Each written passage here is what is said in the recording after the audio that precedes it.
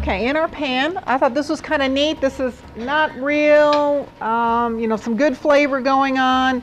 Not any, you know, if you've got people that don't like the spicy stuff, you know, we go into Mexican or the Thai food that we did. This is sort of a basic. We're going to cook some sausage with a little butter.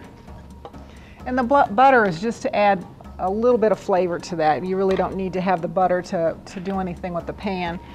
And we're going to put our mushrooms in. And we'll get this started while we're cutting up the green pepper. Okay. Cut up the green pepper.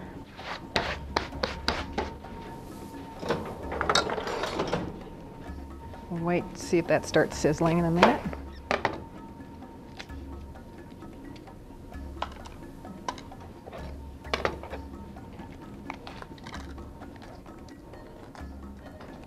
Hello.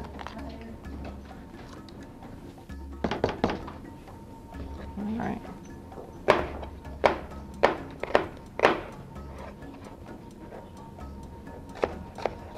Oh, and thank you for last week, all those of you who went down and bought barley.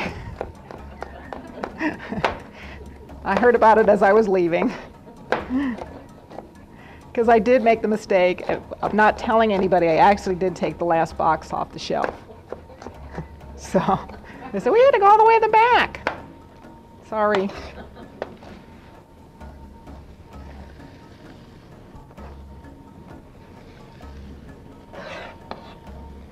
I just thought that was funny when I went downstairs and I was just about out the door and they're like, did you take the last box of barley? I don't think it was me. I said, your class was looking for it. We had a hard time finding it. It's with the soup. All right, that's cooking up nicely. We're gonna let this cook a little bit while we crack all of our eggs. And this, I thought this was a colorful piece. Had, like I said before, had some nice flavors. The sausage that I used was the Lay's sausage, and it was just the mild. Because sometimes I don't like a lot of spice in my sausage because there's, like I said, there's so much other stuff going on. Okay, we will go ahead and I've got 10 eggs here. I'll get these cracked in here.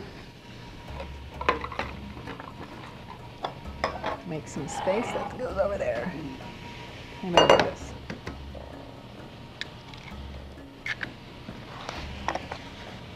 To this, I'm going to go ahead and whisk this, stir this up.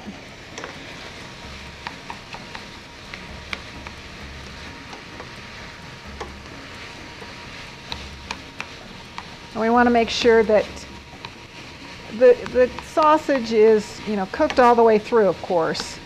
You don't have to be real worried about it because it does go back in the oven. So anything that's not cooked here, we would finish up in the oven. So that's not too much of a problem. All right, let's get this out of the way so you can see.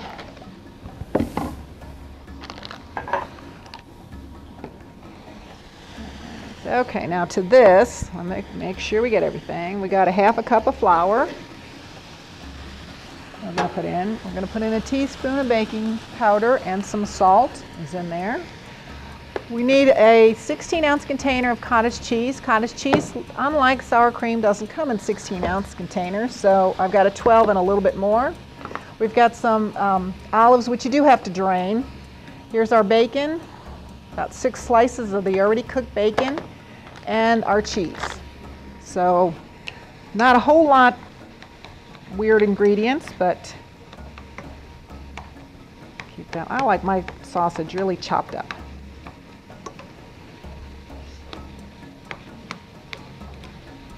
If you use the self-rising flour, would it alter this recipe tremendously?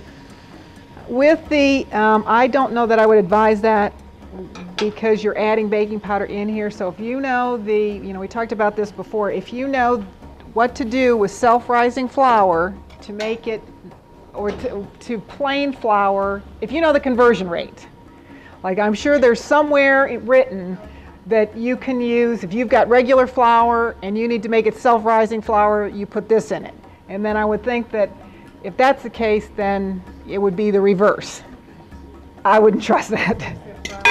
I would just, I get self-rising flour you use a lot in biscuits, right? Okay, so I don't make biscuits. I don't have self-rising flour in my house. So it's kind of hard to convert that, you know, because sometimes you're adding in recipes baking powder, sometimes you're adding baking soda, sometimes it's a combination of both with the salt. So I think I would splurge and buy a little flour, regular flour.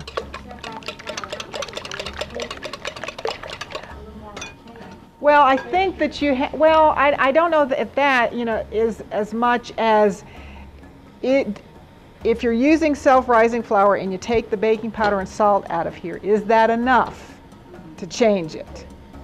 You know, I don't know. Somebody said it should be. Whatever.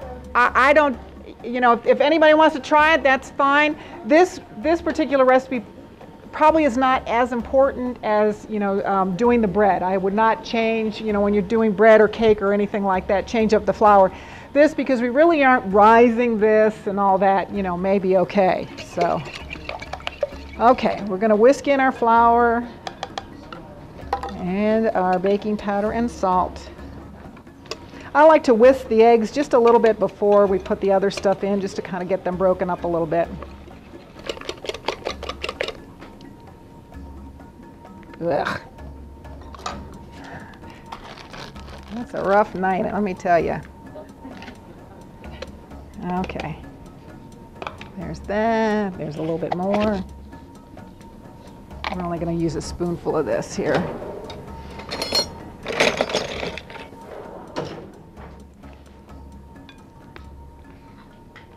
We just needed another 4 ounces. That's about half a cup. Okay. Drained olives, our bacon, and our jack cheese. Ooh, we're making quite a mess over here. And if you wanted to change the kind of cheese, that's fine. Get one that opens. Not the cottage cheese, the Monterey Jack. You could change it to cheddar. I would think you could even do Swiss, a little bit more mild.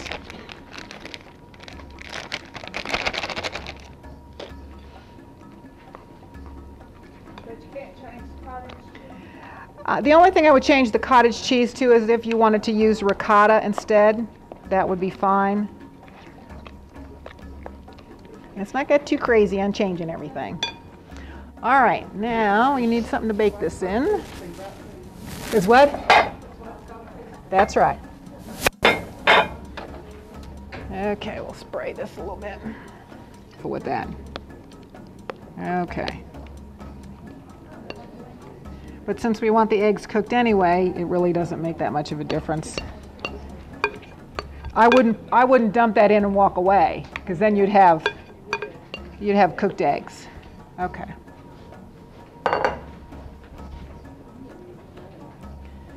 All right. Let's mix this up a little bit. Perfect. We'll get that in the oven. Okay. That is this. And that came out really pretty. Put some of that on a plate. So that would be nice with your French toast. So we've got that. We'll stick that back in, just heat it up a little bit longer.